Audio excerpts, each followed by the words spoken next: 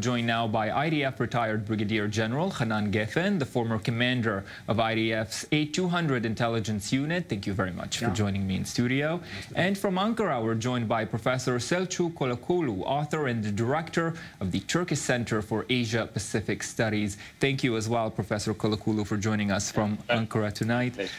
Hanan, I want to begin with you and this Israeli response to Washington's decision. Of course, we heard the Prime Minister downplaying how dangerous this is for Israel, but that strike that we saw this week in Syria, if Israel is indeed in any way involved, is it sending a message to Washington? No, I don't believe so. It's two parallel processes. Israel has a very tough policy vis-à-vis the Iranian in Syria. It declares, and in words, in many words, and in many deeds, that the Iranians has nothing to do in Syria. So whenever the Iranian buildup is noticed, observed, then Israel is attacking, regardless of whatever processes, different processes happen. The withdrawal of, announced withdrawal of President Trump, which took everybody, I mean everybody, American, Middle East dwellers, everybody by surprise. Sometimes surprise is a good thing, but in this case, the surprise was overdone. And I believe that President Trump himself, less than 48 hours after the first announcement, took some step back.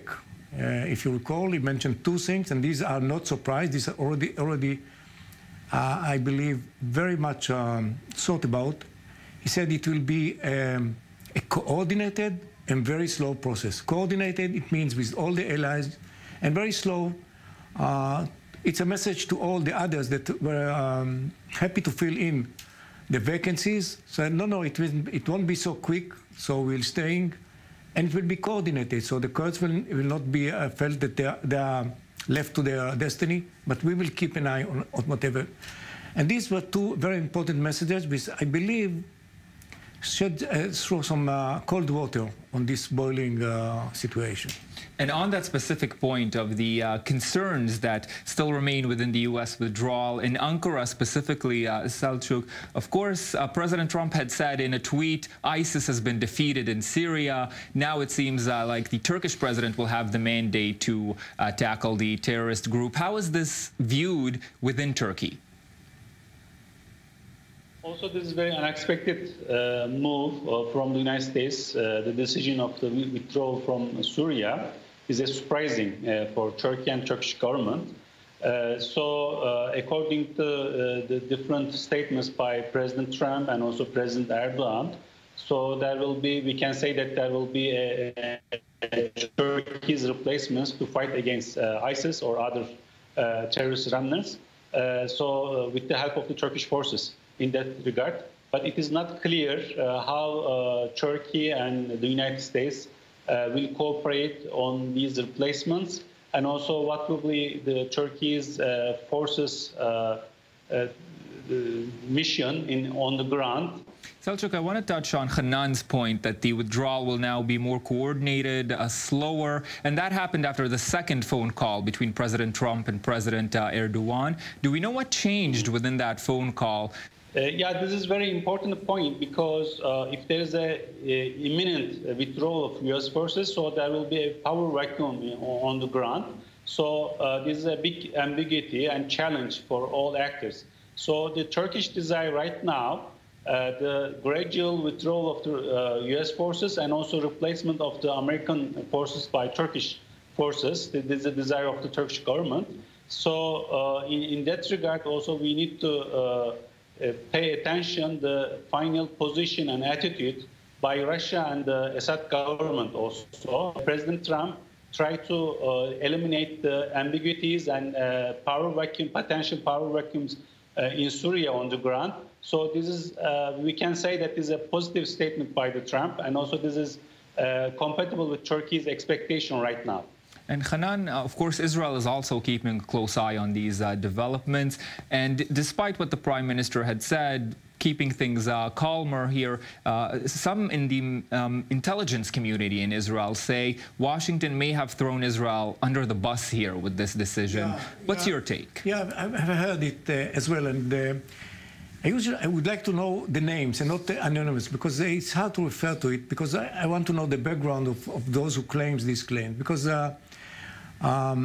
you have to remember, the American presence in Syria is only the last 4 years, maybe, or even 3 years. In the past, Syria was not in the focus of America. Syria is, as a matter of fact, is not an interesting country when America is looking at the Middle East.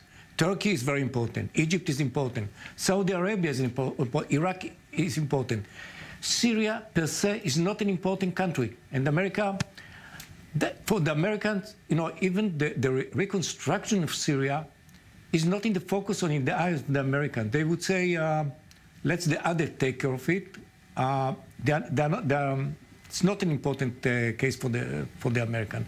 So the presence was actually based on chasing ISIS gangs that were in Raqqa and other places, and this was the main target of the Americans. They found the Kurds that were the able and willing power at the time, and in the right time and the right place, and they trained the Kurds, and the Kurds delivered. So once they withdraw from Israel point of view, we are going back 4 years and nothing changed. That's Selçuk, I want to begin with you. The former Israeli Defense Minister, Lieberman, you may have heard, said Israel should join in and help protect the Kurdish fighters who may now be in danger. Is there concern in Turkey about more powers joining to sway the situation in the region now that the U.S. is pulling out? Yeah, at this stage there are lots of speculations right now regarding the Syrian issue, but when we look at the specific focus on PYD-YPG issue, Turkey considers this issue is a PKK's offshoot in Syria, so strongly against any kinds of international support, including Israeli one.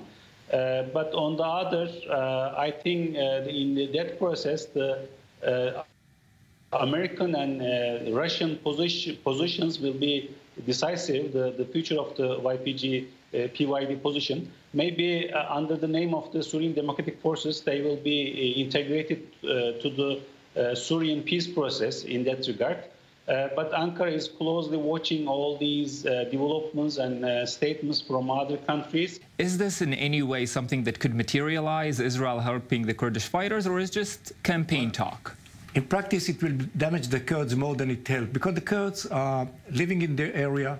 They have quite a good relations with their trying to establish or further establish good relations with the Syrian regime, so to gain some, legitimacy for they're actually asking for federation, a kind of autonomy, and they are discussing it in various levels of intensity with the Syrian government. At the same time, they want to have good relations with the Iraqis, their brothers in Kurdistan, and the Arab tribes around them. Once Israel announced that it's helping the Kurds, that will be hurt the Kurds more than anything else. So we should be careful once we come out with this statement. If you are in a position, politician, it's okay, you can say whatever you like. But once you're in a more responsible a party to this player. Yeah, should be very careful in picking your words. Certainly, there's a lot more to see on what happens after the U.S. pulls out and how this will affect the entire region.